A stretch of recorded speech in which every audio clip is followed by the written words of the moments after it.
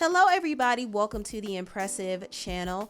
Recently, Beyonce did a new campaign for Levi's, and she has been working with Levi's for a year now.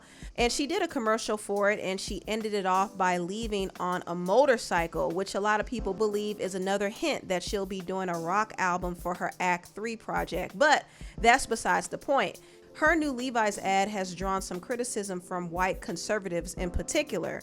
Now, it's funny because they're trying to take their anger out on Beyonce after their beloved actress Sydney Sweeney got criticized over her American Eagle commercial. Genes are passed down from parents to offspring, often determining traits like hair color, personality, and even eye color.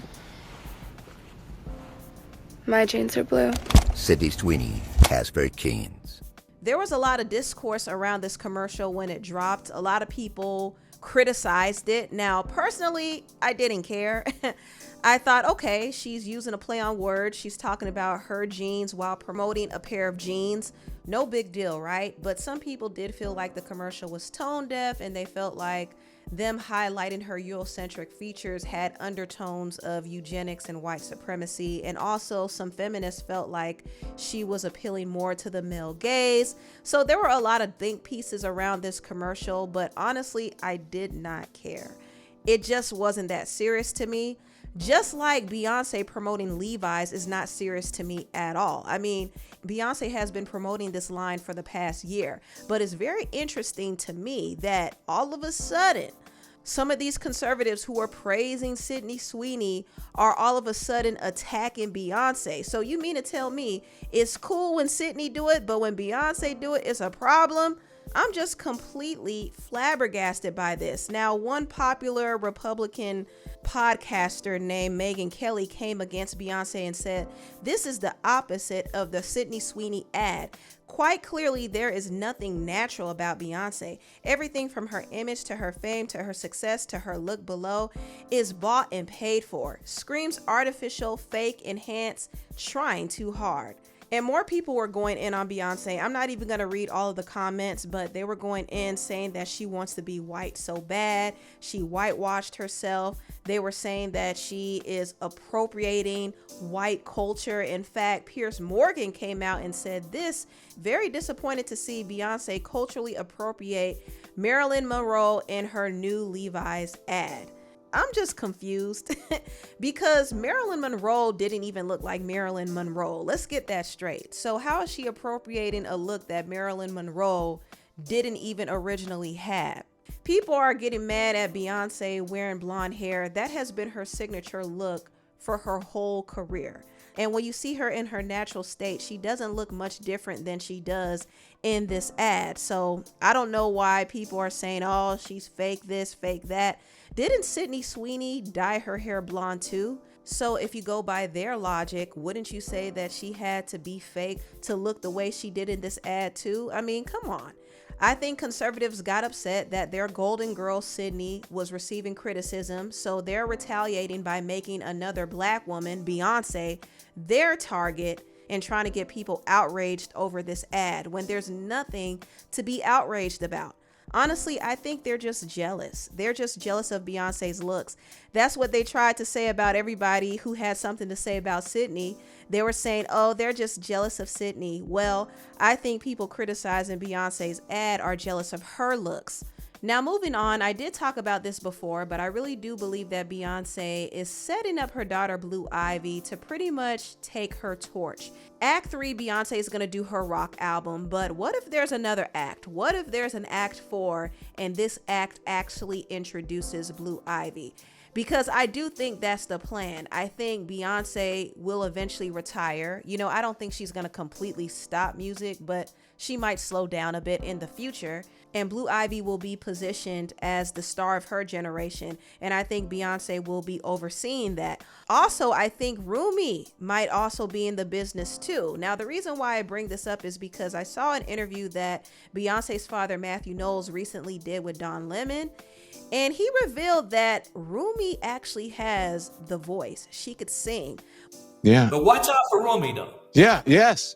Rumi's next, right? Why do you say watch out? What do you know that we don't know, we haven't seen? Come on, give us some scoop there, please. Rumi's going to have the voice. Oh, really? Yeah, Ruby's gonna have that voice. So Blue Ivy has the dance moves, not necessarily a voice, you never know, but Rumi's got the voice. Rumi has the voice, and Blue Ivy is also a songwriter. Oh wow!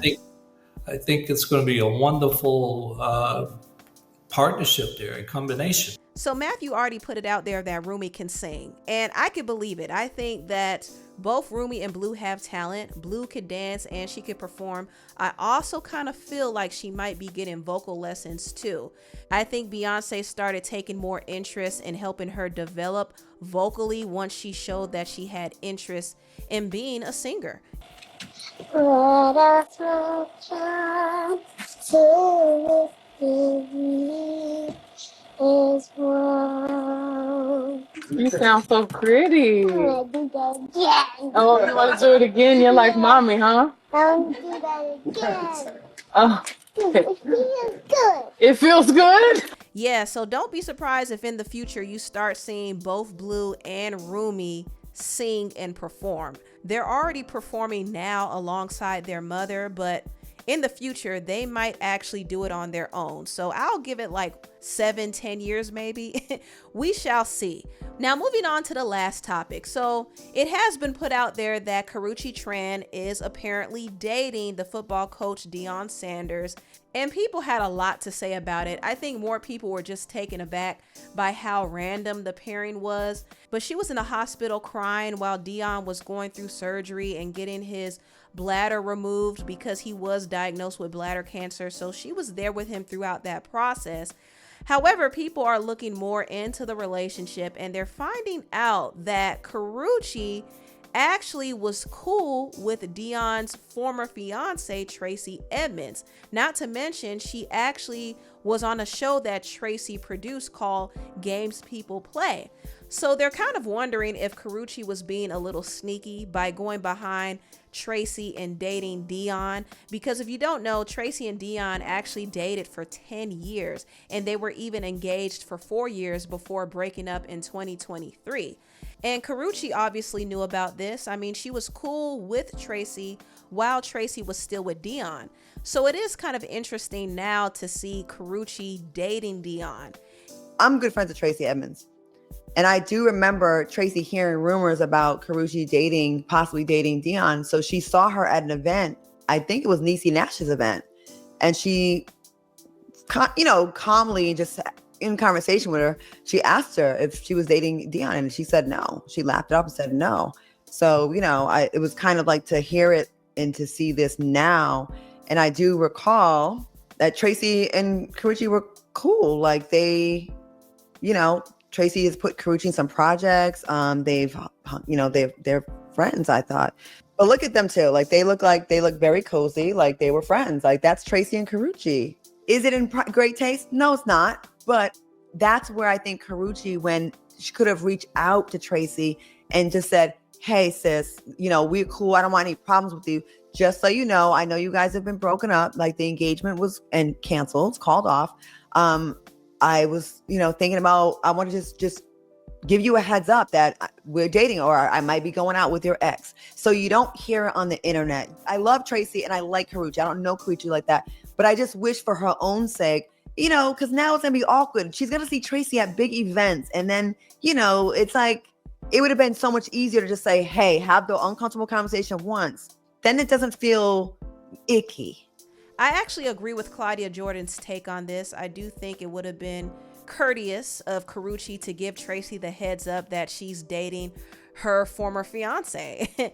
It's not like she owes her an explanation, but if they're cool, it would just make sense to do that, But I think Karrueche was uncomfortable with it and she lied and said, no, she's not dating Deion.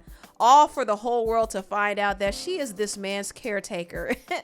But anyway, it is what it is. Tell me what y'all think about this video down below. Please like, comment, and subscribe, and share this video if you care. Thank you so much for watching, and I'll see you next time. Bye.